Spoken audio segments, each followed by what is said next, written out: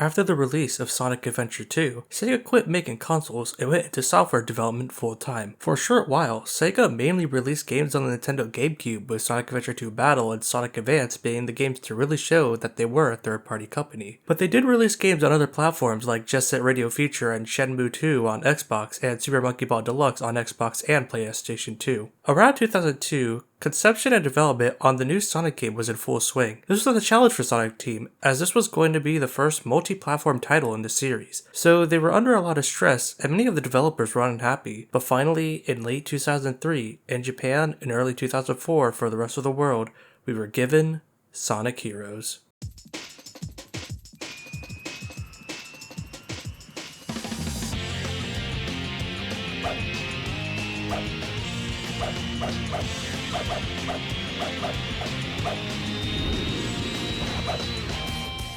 Sonic Heroes is a game that has gone through a lot in the past 2 decades. Upon release, Sonic Heroes was met with a very polarizing reception from critics. They praised the style and concept, but criticized unsolved problems from prior games and voice acting. Despite all of that, Sonic Heroes was able to sell above 5 million copies and became a bestseller on all the consoles it released on, which were the PS2, Xbox, Gamecube, and PC. Despite all the setbacks the team faced when making this game, the switch to third party and releasing on all the major platforms at the time really paid off in the end. I have a lot of history of Sonic Heroes. I said in the past that Sonic Adventure DX was one of my first Sonic games, but I am 90% sure that Sonic Heroes was my first Sonic game. I still remember the day I picked it up from GameStop, back when GameStop sold Gamecube games for good prices, seeing the front cover, looking at the back of the box for hours on end, seeing the characters and pictures of the game. I was so excited to play it, but similar to Sonic Adventure, I didn't beat this game when I was a kid. I couldn't beat Lost Jungle as Team Sonic, couldn't get past Power Plant as Team Dark. I was able to beat all of Team Rose since they were the easy mode, and I am pretty sure that no kid was able to beat Team Chaotix because of their unique stage progression compared to the other teams. But I was able to beat this game around 2018, and I consider it to be one of the best Sonic games I played, with some of the best levels in the series, fun core gameplay, and one of the best soundtracks I have ever heard in a video game. This video was a hard one to make, since this game means a lot to me. Without it, I think I would never be the person I am today, despite how dramatic that sounds. But this game shaped my appreciation for games. It was the thing that got me into Sonic, alongside Sonic X. I think it is fitting that this will be our last Sonic video for the year. So let's jump right in to Sonic Heroes.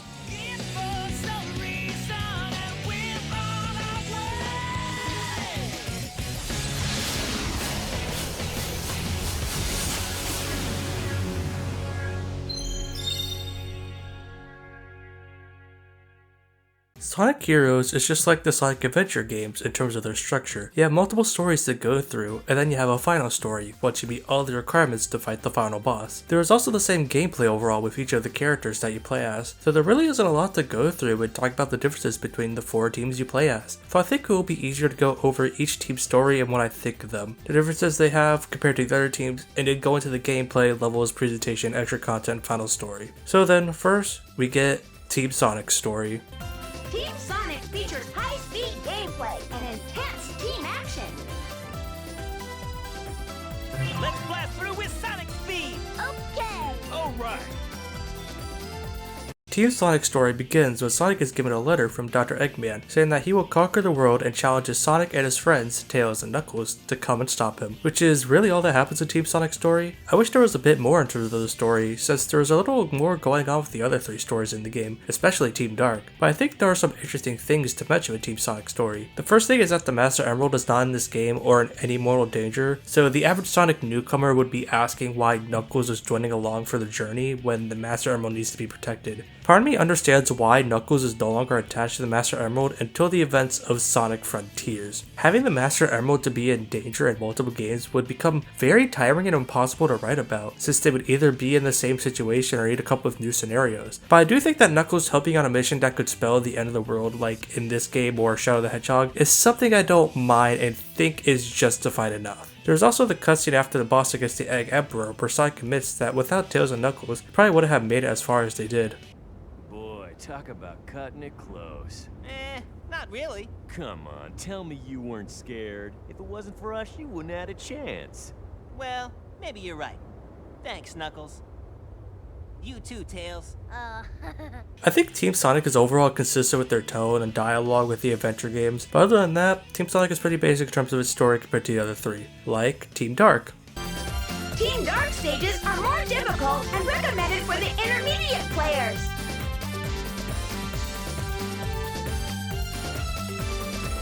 I'm counting on you guys. Affirmative.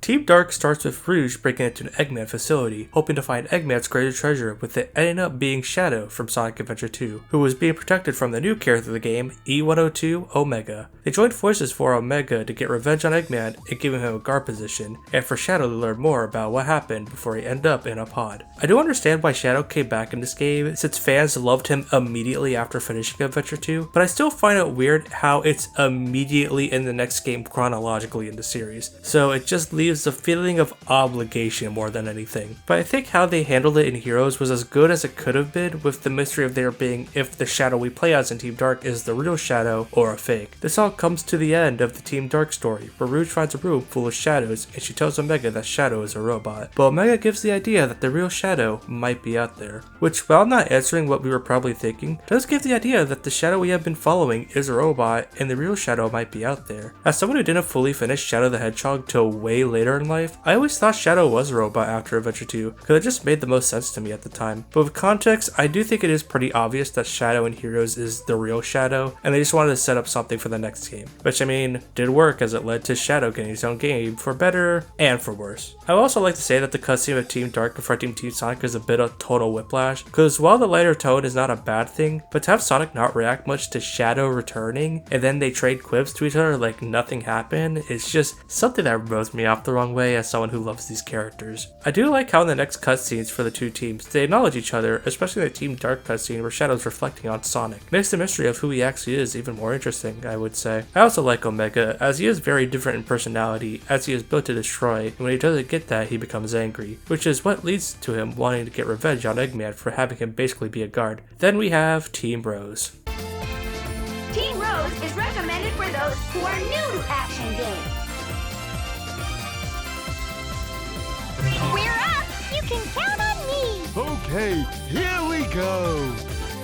Team Rose is a story in this game that I honestly think adds nothing to the overall narrative, outside of the setup of Sonic is framed for stealing Chocola and Froggy, which leads to Amy leading Cream and Big on a hunt to go and get them back. All that really matters is something I will talk about in the Endgame section of the video. Also that this is Cream's big debut on the home console Sonic games, and I think that her attitude and personality helps contrast to the other characters like Amy and Sonic very well. But other than that, they honestly don't add anything to talk about. All I can really say is that I think as a group they work perfectly well and bounce off one another excellently. Now for Team Chaotix.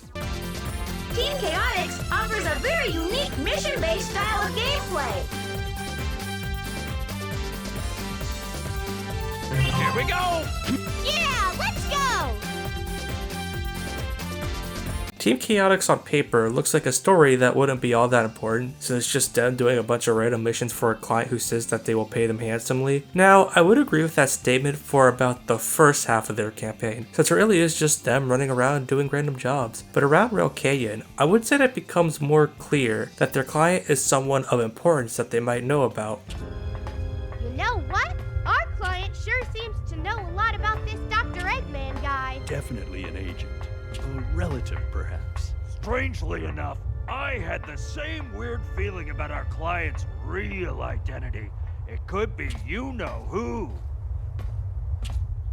It's not until the boss fight in Mystic Mansion, I would say, is when it's really obvious that it's Dr. Eggman who is the client, confirmed in the final cutscene where they break him free from being locked up. I think given the fact that this campaign was most likely meant to be played last, I think it makes sense to reveal that Eggman was behind this at the end of their campaign. SPO, Charmy, and Vector are characters I really like as a group. SPO is a cool and stoic character who is mostly quiet, but every now and again shows his innocence with moments like how he will unleash his ninja power on Eggman. Wouldn't have been someone a Sonic team really liked Naruto at the time. Charmy is someone I could see people not really liking, since he has this energy and voice that can make him feel more annoying than anything. But I always liked Charmy for more of his carefree, bouncy attitude, which plays nicely with Vector, who is more of a brute who is willing to do any work as long as they are willing to get paid for it. Team Chaotix is just a fun trio of characters, and I am glad that they brought them back from Knuckles' Chaotix.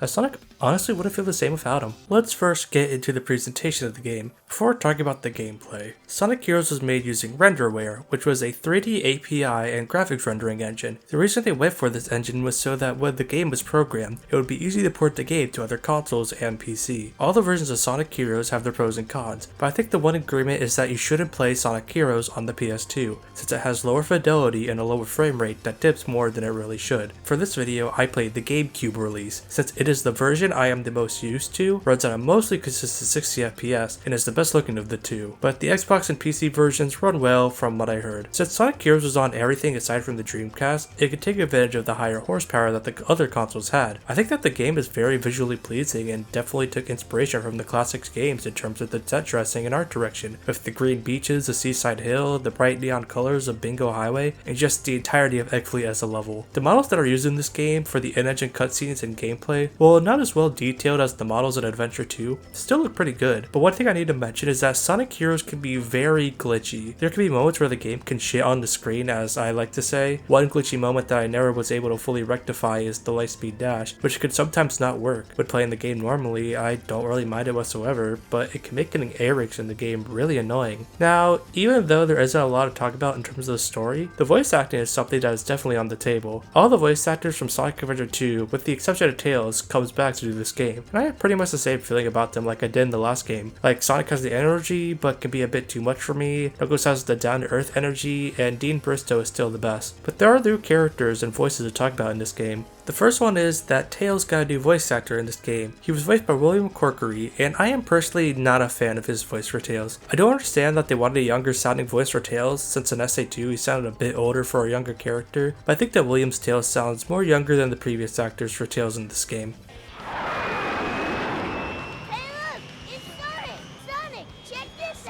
Next is Omega, who was voiced by John St. John, the same voice actor who did Big the Cat in this era of Sonic games. I think that John St. John did a great job as Omega. While it is hard to tell his voice apart from Big because of the different effects they used to make Omega sound more like a robot than a living character, I think that his attitude is what sells him for me, and I think John St. John did a great job in that aspect. Warning, immediate destruction if distracted. Cream the Rabbit is technically not a new character by the time of Sonic Heroes, since she first debuted in Sonic Advance 2, but this is the first time she got a voice in the games, and she was voiced by Sarah Wolfick. I think she did a good job portraying Cream with a sweet voice while also not going overboard. Good stuff. Please be more careful with our only clue. Then finally, there are the Chaotix. Espio was voiced by Bill Corkery, and he did a pretty good job of giving Espio a pretty serious tone of voice that doesn't come off as edgy. Alright, let me take point. Charmy was voiced by Emily Corkery, and she did a good job with Charmy, really giving him the vibe of always wanting to move and do things. It sounds more like a boy of his age than Tails. Finally, there is Vector, voiced by Mark Biaggi. I hope I said that right. I think he also did a good job with Vector by making him sound very gruff, but also serious and calm when he needs to be.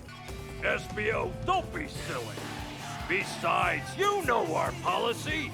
We never turn down work that pays. I think most of these actors are pretty good, but aside from a few select voice actors, I prefer other actors of these ones, especially Ryan Drummond as Sonic. Of course, we need to mention the music for this game, since it is a Sonic game after all. Jun Sonoe comes back to work on the soundtrack for Sonic Heroes, and I will say that this is definitely one of my favorite soundtracks in the series. There's a wide variety of sounds throughout the game that tackle the calming nature of Fog Forest, the intense pace of Rail Canyon, and Eggfleet, and the futuristic sounds of Grand Metropolis, which is one of my favorite stage songs in any Sonic game. Just an all-star lineup of songs with no duds to think of.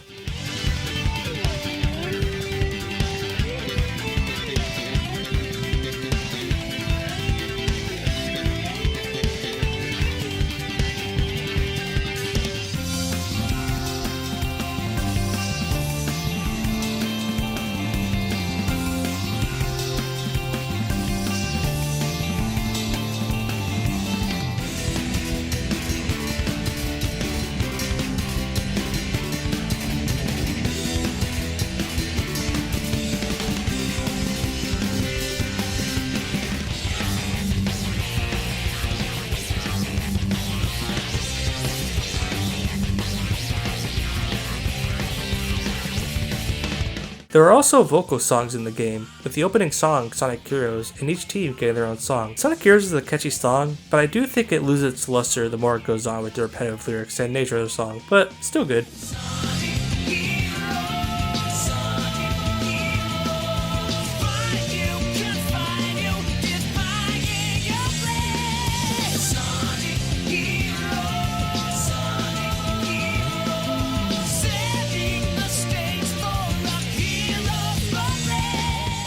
but there are the team songs, and I think they are all good. Weekend for Team Sonic is probably the least popular one of the four, and I can see why, but I always liked it and fits well for Sonic.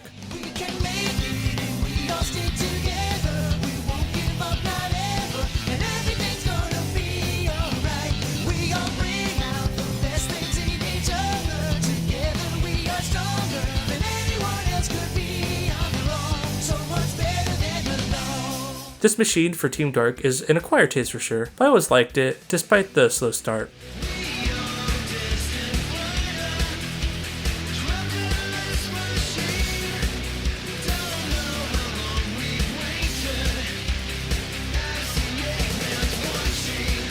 Never really been a big fan of Follow Me for its lyrics, but it's a fine song, I guess.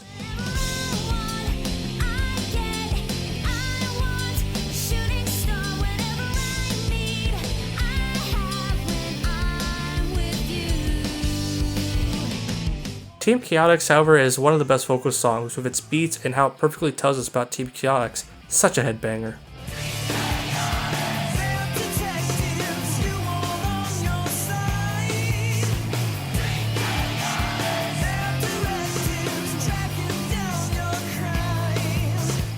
Sonic Heroes features a similar yet different gameplay style from the Sonic Adventure games, but also gives it a unique spin compared to those previous titles. You control 3 characters at once in this game, which are the Speed type characters, Sonic, Shadow, Amy, and Espio, the Flyy type characters, Tails, Rouge, Cream, and Charmy, and finally the Power type characters, Knuckles, Omega, Big, and Vector. Each player type has their own unique attributes to make them stand out from one another, even within the character types themselves. Let's get into each character type and what makes them unique. First we have the speed characters. The speed characters are going to be the characters you use the most since they are the fastest characters in the game. You mainly use the speed characters to go fast on straightaways, lightspeed dash trails, tornado poles, and for grinding on rails. In terms of handling, I think Sonic Heroes is worse than the adventure games. Transitioning Sonic into the 3D space was already going to be harder than games like Mario, Zelda, and Kirby, but I think they nailed it with Sonic Adventure. In Sonic Adventure, Sonic was able to go fast, but he also had the best handling in the 3D games, since they were able to strike a perfect balance between both speed and handling. Adventure 2 went more on speed, since the handling can be a bit too stiff at times, but it was still pretty good. In Sonic Heroes, the speed characters feel like they have soap on their shoes, because they will just slide all over the place. However, I do think that the segments on the levels where they expect you to use them are designed with their high speed and handling in mind, like the straightaways, and with turrets having guardrails on them, making sure that you don't fall off when running. Speed characters have a homing attack, but this ability gets upgraded by the level up system. In Sonic Heroes, characters can level up to level 3, with each level up they will increase their attack power and or get a new move. For the speed characters, their attack power increases, but they also get a whirlwind from their homing attacks, which can be used for dealing with certain enemies or using the poles in levels. I never really had much trouble with the homing attack in this game, and generally found it to be a bit more reliable than the homing attack in Adventure 2. Now, there is no spin dash in this game, but instead we have the Rocket Excel. When the speed character hits the B button while moving, they're able to do a slide kick similar to the slide in Sonic Adventure 2, but they don't lose their momentum. But if you have all of your teammates lined up behind the speed character, they are able to perform a Rocket Excel to make them go really fast in a second and can fill up some of the Team Blast meter. This move is not very popular in the fanbase from what I know, but I do think it can be useful in certain ways like getting speed after taking damage or needing to maintain speed when going through the ship in Egg Fleet. Amy and Espio do have alternate moves they can perform aside from the Rocket Excel, which are that Amy swings her hammer, which I never found a use for, and Espio can throw a shuriken, which I also never found a use for. But I do like that Amy hovers for a bit when you hold down the jump button in the air.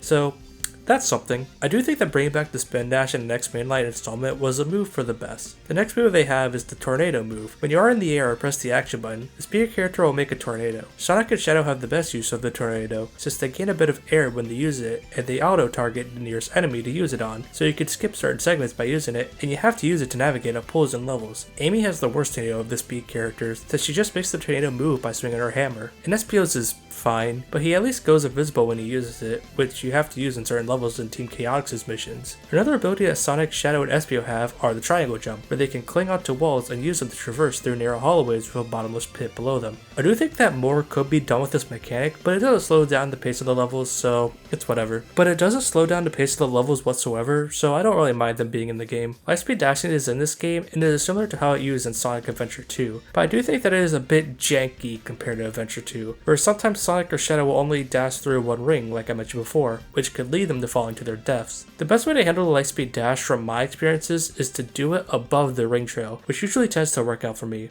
Finally, there is grinding on rails, which you are typically going to do with the speed character. Grinding on rails is now a staple mechanic in this game and in the series, but I think this is about as janky as it was in Avenger 2. You hold down the action button to gain speed, and you have to turn the control stick in the direction of the turn to balance the character, to turn the stick to the rail you want to switch. I generally find rail switching in this game to leave you to death more than anything in Adventure 2, so I generally just jump onto the rail I want to go on so that I don't die. But you can perform some level skips in Rail Canyon and Bullet Station with the grinding systems and the flight characters. Now to get into the flight characters, when using the flight characters, they carry the speed characters and power characters in a totem-like fashion, which is one of the reasons that they are the best character to use for platforming. The main move is that they can fly for a short period of time, which is shown on the bar below the hero icon. I remember as a kid thinking they couldn't fly longer, but as an adult I realized that they are carrying the equivalent of 2 people, so they get tired easily. But easily the best part of the flying characters is their Thunder Shoot. But at level 0 or level 1, the Thunder Shoot is basically just a tool to use to get flying enemies closer to the ground for the speed or power characters to destroy. But when you get to level 2 and level 3, the Thunder Shoot becomes one of the most broken tools in your arsenal, as it destroys almost any enemy in the game with the exceptions of the turtles, metal enemies, and the giant robots that wield the hammers. Aside from that, there really isn't much to talk about the flying characters. Finally, there are the power characters. Power characters don't have good acceleration, and their formation is the power character is in the middle and the other types are beside them, making them the best character to switch to onto loops so that you can get all the item boxes on them. Their low acceleration also makes them the best character to travel on small areas in the air, as they will make a hard time slipping off of them. When on the ground, using the action button allows the power character to punch their enemies or to shoot at their enemies,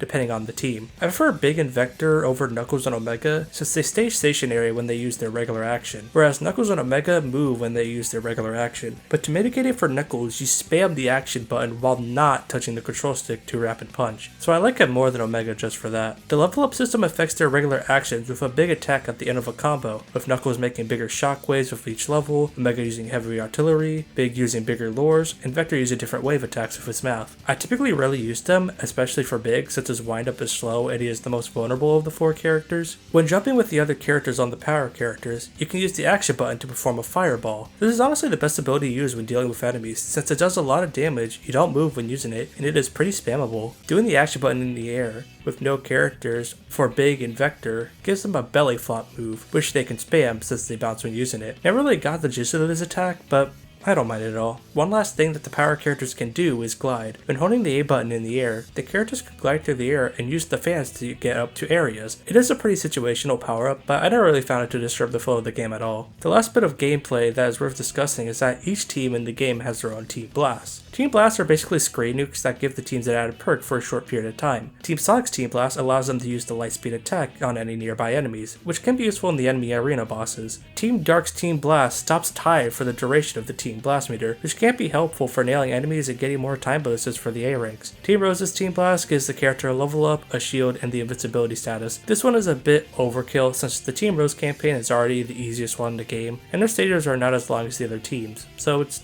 not really worth doing. Finally, Team Chaotix's team blast allows them to gain rings whenever they kill an enemy, which makes them the best team blast since if you kill enough enemies, the team blast gauge will fill up almost instantly, which makes it the most spammable team blast in the game. I can understand when someone first picks up the game, they wouldn't quite understand it, but I think that this game has a lot going for it with the team style gameplay and how the levels are built around it. It has this rhythm to it that some of the best Sonic games and some of the best Sega games have, which is why I love it so much. Now onto the stages of the game. There are 14 stages in Sonic Heroes: Seaside Hill, Ocean Palace, Grand Metropolis, Power Plant, Casino Park, Bingo Highway, Rail Canyon, Bullet Station, Frog Forest, Lost Jungle, Hang Castle, Mystic Mansion, Egg Fleet, and Final Fortress. The first thing we need to mention is that each team goes through the stages differently. Team Sonic stages are your bare basic stages. It's simple from beginning to end with a steady increase in difficulty with each stage you go through. Team Dark has a higher emphasis on combat and more involved platforming, and it will become more prevalent and powerful early on than ever, and there will be segments where they will ask more of you than any of the other teams. Team Rose is the easy mode of the game. They start their campaign with the tutorial stage that you can access from the beginning of the game, and the levels either cut off halfway through it, or they start at a certain point and end near the end of the level, but not all the way, making them the shortest campaign of the 4. Finally, Team Chaotix is the more experimental campaign compared to the other 3. Instead of having levels go from point A to point B, they have a more objective-based system. This can make them the hardest campaign for players, but for me, it was honestly the second quickest as it took me less than 2 hours to complete it. For this this section, I will go through my thoughts on each level, first showing the level Team Sonic and Team Dark go through, then talking about Team Chaotix's mission and if I thought it was fun. There will be no mention of Team Rose in this section since they don't go through the whole level and they all suffer from being very short and easy.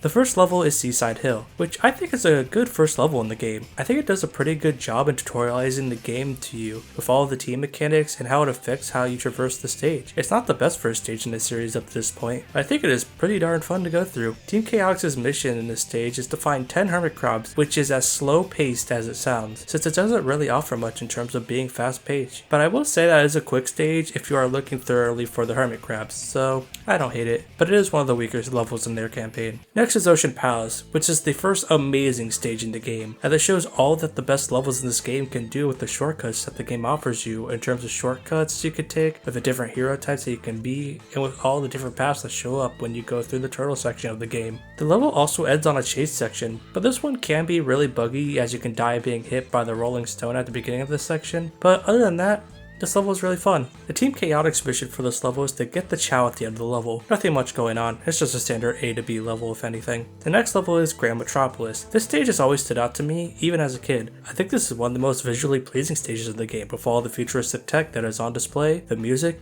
and how the level plays. It is more linear compared to the other hero stages, but I think it is better than the previous ones and the next stage because of its fast pace. This is a level I can replay any day. Team Chaotix's mission in this stage is to destroy all the enemies, and this is a level I honestly don't hate, but it is definitely a slog. You have to basically tiptoe around the stage and go around every corner to make sure that you get every enemy, since if you don't, you have to go through the entire stage again to find that one enemy. Next is Power Plant, which has the potential to be a great stage, but overall is a solid one. This level has a lot of different ways that you can traverse it. It has the somewhat fast pace of Grand Metropolis, but what brings this level down for me is the automation that is in it. In the level, there are elevators that you have to take that slow the pace down, because they are slow and stop whenever enemies are on it. Then there is also the final set piece with Rising Lava, where it's slow and not all that enjoyable to go through. This is one of the few stages that I think is better if you play as Team Dark, because you can just skip the elevator section. Team Chaotix's mission is to kill 3 golden turtles, which is a lot easier than you think it is. There are many golden turtles in this level. It's a matter of you exploring to find them, but if you don't want to go through the hassle of exploring, you can just play the level normally and find them that way. It's also not a pace breaker like the regular stage, since you don't have to wait for the elevators. This is one of the few Chaotix missions I actually prefer over the original level. Next is Casino Park and Bingo Highway. I am combining them since they both suffer from the same problems, making them the worst levels in the game. In these levels, you have to steer the character you are playing as on the pinball board yourself, and it is kind of a hassle to deal with, since sometimes the characters will just not conform to the direction you want them to go in, making these segments all the more harder for you to deal with. I also think the parts that are not tied to the pinball tables are just too slow paced for a Sonic game, with you mostly playing as the flying or power type character. This is definitely the low point of the game for me. The missions Team Chaotix goes through for Casino Park is to get 200 rings, which might take a while for someone, but somehow I got really lucky when playing this game for the video and beat it with the highest jackpot you can get. For Bingo Highway, you have to collect 10 casino chips, which is done similarly to the Golden Turtle mission, where they are playing the stage, so there shouldn't be that much trouble in grabbing 10 of them, but it's not as good as this Golden Turtle mission since it's still slow paced and you have to deal with the pinball tables. Next is Rail Canyon and Bullet Station. They are both similar to each other, so I'm talking about them as one stage like with Casino Park and Bingo Highway. This is the rail grinding levels, similar to Final Rush and Final Chase from Adventure 2. Now, rail grinding is a system that has more going on in Adventure 2 compared to Heroes, where all you really do is balance and switch rails. There are no tricks like in Adventure 2, so rail grinding isn't all that fun to do in Heroes. It's just holding down the B button and sometimes needing to switch rails. The moments you are not rail grinding are really slow, like in Casino Park and Bingo Highway. I like Bullet Station a bit more since there is less rail grinding compared to Rail Canyon, and the parts where you are traveling on the train, the best machines ever made, let's be honest, is an interesting idea for a fast-paced character like Sonic, but still not that great of a level. The Chaotix mission for Rail Canyon is literally a simple get to the end of the stage level, so much less to say there, but the mission of Bullet Station is to destroy 30 capsules that lay around the level, similar to the Golden Turtle mission, but what I find more interesting is that the capsules look similar to the capsules that held Shadow at the beginning of the Team Dark campaign. This might lead us to something, but I'm not sure what it is. Next is Frog Forest. This level is pretty good with an interesting gimmick surrounding it with the frogs that can bring plants to life. There is rail grinding in this stage, but it isn't plastered all over the level like Rail Canyon, so I don't mind it whatsoever. This stage introduces these flying flowers which come back for Egg Fleet, but other than that, there really isn't a lot to say about this one.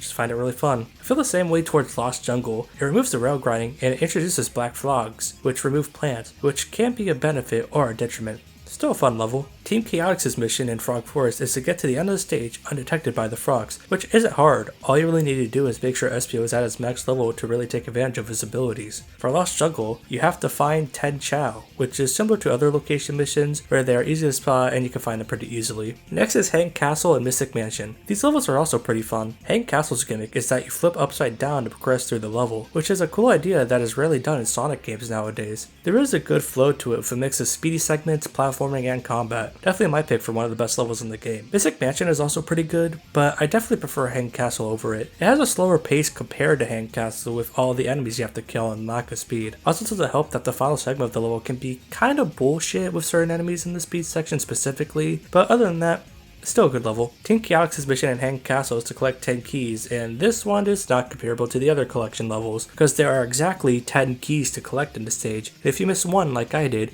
you have to replay the level again, making this possibly the longest level in the game. Mystic Mansion's mission is to extinguish all of the red flames in the mission, and it is similar to the mission in Grand Metropolis, where you miss one and then will have to go back and find the one you missed. This is easily the low point in Team Chaotix's playthrough if you ask me. Now we have reached the final 2 levels, with the first one being the best level in the game, Egg Fleet. This level just has it all, honestly. The idea of the heroes just going through each individual ship in Eggman's Armada and destroying every enemy and ship one by one is one of the rawest things in any Sonic game. It's like that one Unleashed cutscene, but playable. There are a lot of different paths that you can take, which can take you to different ships or different rails or faster ways of traversing the level. It puts all of the heroes' unique playstyles to the test with all that you have to do to get to the end, and just seeing the team blast through the 2 big blue airships like it was nothing is just so satisfying. I don't know how someone could play this and say it's one of the worst levels in the game, because all I see here is peak Sonic. The Chaotix mission for this level is similar to the mission in Frog Forest, where you need to get through the level without being spotted by the enemies, but I find this one a bit more interesting, since you need to defeat enemies as Espio, but can be a bit tricky, but I overall find it fun. The last level in the game is Final Fortress. This has the hype moments from Egg Fleet in it, like blowing up many areas of the main ship Eggman is using, downing lasers, and blowing up an Eggman building on the ship at the end. There are moments where you can utilize the heroes as different aspects to get a faster time, but I overall say that this is one of the weaker levels in the game because of its slow pace. This stage has the most combat sections, which makes the level feel more stop and go than the other levels in the game, as well as not really having many moments to go fast with it only being on the rail grinding sections, where you mostly are gonna be using the fight and power characters to traverse through the level. Not a bad level, just one I don't tend to replay that much. The final Chaos mission is to find 3 keys, which is similar to the Golden Turtle mission, where there will be plenty of them in the level, so there isn't much to worry about. But I do wish it was just one key and it was at the end of the level, similar to the mission in Ocean Palace. Overall, I think the levels in this game are pretty good.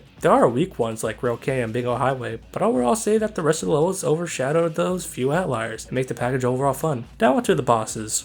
The bosses in Sonic Heroes are definitely the low point of the game, since not only do you have to share them between all 4 campaigns, but they all are pretty broken in your favor if you know what you're doing. First boss is the Egg Albatross, where it is the first boss in the game, where all you really do is chase it through the highways and then use your power type characters to wreck its shit in the around arenas as Thompson. Then you run into one of the 2 teams, with each team you play in the game, and these are considered some of the more awful bosses in not only the game, but in the series. The idea of fighting characters with similar movesets to you is an interesting idea and has been done before in Sonic Adventure 2 with the rival battles, but in Heroes, they just end up being some of the most annoying bosses to fight. The goal is to get rid of all 3 members of the opposing team, but they are so aggressive that it feels like you have no fighting chance. You can use a Team Blast, but so can the enemy team. My advice is that if you are playing the Gamecube version of the game, just stick to the Pete character and use the Tornado move. Trust me, it will save you many headaches and a few controllers stuck in your wall. Then there are the 2 enemy gauntlets you have to do, and they are whatever. Combat is not this game's best attribute since enemies aren't that strong and power characters aren't all that fun to fight enemies with, but I will take these over the team battles any day since they don't actively annoy me. The boss you fight at the midpoint of each campaign is Egg Albatross,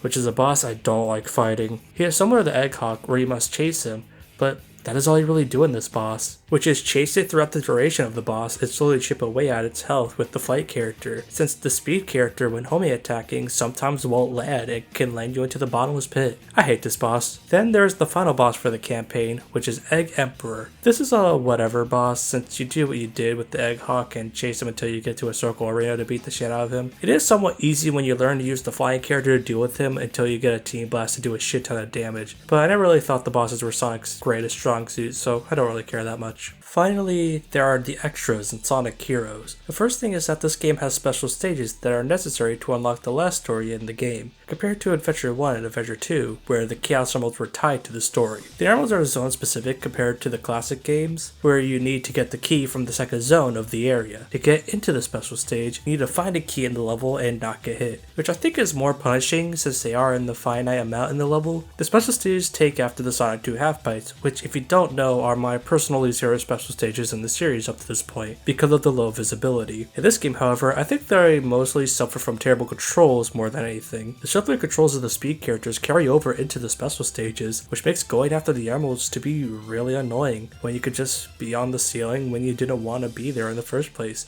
But at least all 4 teams share the emeralds across the campaigns, which means it's not as bad as Sonic Advance 2. I got most of the emeralds as Team Sonic, but then got the rest with the other teams. Each team has a second mission in every level unique to them, which have their own ranks to get. Team Sonic needs to complete the level within the time they have, which isn't that bad aside from Casino Park and Bingo Highway being a bit unwieldy with their pinball boards. Team Dark has to destroy 100 enemies, and this one isn't that bad, since their playstyle is mostly about enemies and they allow you to replay the level to get more enemies off the chopping block. Team Rose has to collect 200 rings to complete the level, which really isn't that hard since they are the easiest team to play in the game. Team Chaotix, however, is probably the hardest when it comes to their second missions. You do the same mission, but it can be needing to collect more hermit crabs, needing to go through Ocean Palace undetected, etc. It's basically their regular missions, but they have been upped on the difficulty slider. This game has a ranking system, and I would say that it is not as challenging as Sonic Adventure 2, but I think it is a lot more fair than Adventure 2. In Sonic Adventure 2, you need to learn all of the mechanics in the game to optimize for the best runs to get the A rank in the game. But with certain levels not really giving all that good indicators and having missions that can be really annoying to go through, I thought while they were rewarding, A ranking Sonic Adventure 2 was not all that fun to do overall. Sonic Heroes, while not as roaring as Adventure 2, does make the ranking much more fair. All you really have to do in this game is to get to the end of the level without dying, while being fast and defeating as many enemies as possible. It makes getting them more manageable, whereas I thought the A ranks in Adventure 2 could be really annoying depending on the mission that you were playing, and the fact that the mech stages can be really hard to control. There is a 2-player mode in the game, but I couldn't find anyone to play it with for this video, but I do have a lot of memories of playing it with my brother all the time as a kid, even though we could only do the racing mode. Collecting all the A ranks unlock Super Hard mode, which is a mode I haven't fully played before, but it's basically a tough as hell challenge in the game that you can do in a one run. Maybe I'll do it for a stream, but at the moment I am content with just replaying Team Sonic campaign. Now on to the last story of the game.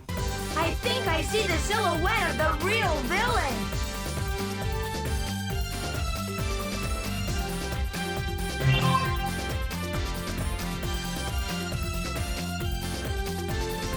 The endgame of Sonic Heroes is not that long, so this section will be pretty quick. Metal Sonic was the one who has been orchestrating the events of the game, which was pretty obvious from the other stories, with Team Sonic's story having Metal Sonic copying the life forms of Sonic, Tails, and Knuckles, and Team Dark's story copying Shadow's life form, and Team Rosa's story stealing the Chaos Data from Froggy and Chocola, since Chaos was a mutated Chao, and Chaos being assigned Froggy during the events of Sonic Adventure. Sonic! Knuckles! Wait for me! All life form data successfully copied. Let's go.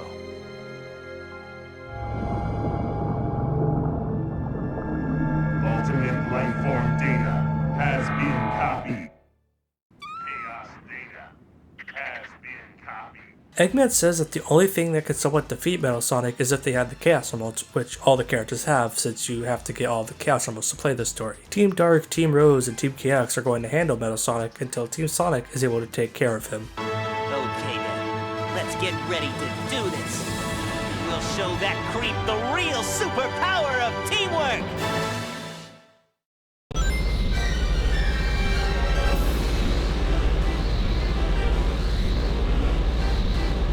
Metal Madness is a very simple boss. You switch between Team Rose, Team Chaotix, and Team Dark to take him down. All you really have to do is attack his core with the character type that isn't the color they correspond to. After that boss, we get a cutscene of Metal Sonic transforming again, giving himself wings, which then leads to Team Sonic using the emeralds.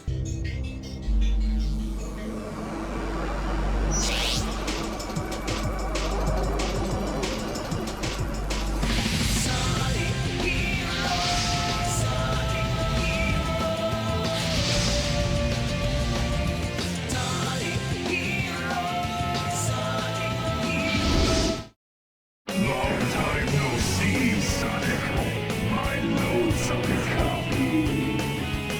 Metal Overlord, just like Metal Madness, is a pretty simple fight. He has 3 main attacks, which are that he shoots crystals, can throw one of Eggman's ships towards Team Sonic, and he can shoot missiles. Now, these attacks are designed to be dealt with by either Sonic, Tails, or Knuckles. Sonic deals with the crystals by using the rocket acceleration, Tails deals with the missiles using his Thunder Shoot, and Knuckles destroys the ship with his fireballs. You want to do this since Metal Overlord can only be damaged with a Team Blast. Not much to say about mechanically, but what makes this fight memorable is the vocal song that complements Metal Overlord, What I'm Made Of. Jun Sonoe has stated that this song is his favorite song to compose for the series, and you can definitely tell with the beat of the song and rocking vocals. Definitely one of the best Crush 40 songs.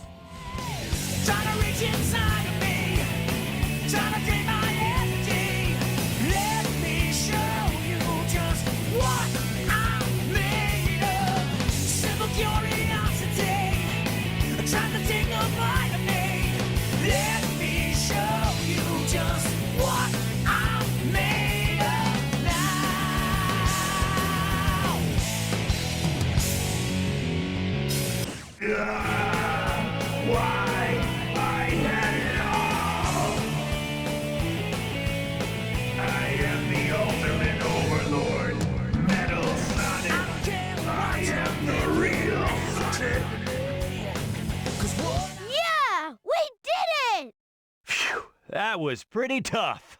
Too bad it's all over. For you!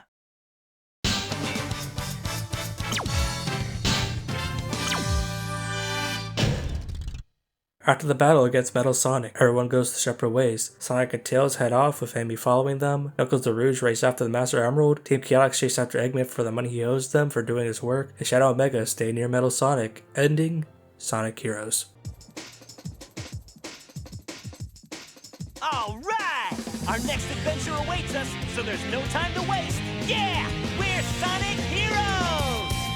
What goes up must come. Overall, I think Sonic Heroes is a flawed game, with many things that hold it back from being an all-time amazing Sonic game like Adventure 2 or Sonic 3K, like the overall glitchy nature of the package, whatever bosses, its 4 campaigns that ask you to replay every level 4 times, and more. But I honestly can't help but love this game. I think the 3 characters at once mechanic gives the game a great flow, with levels that are good or some of the best levels in any 3D Sonic game.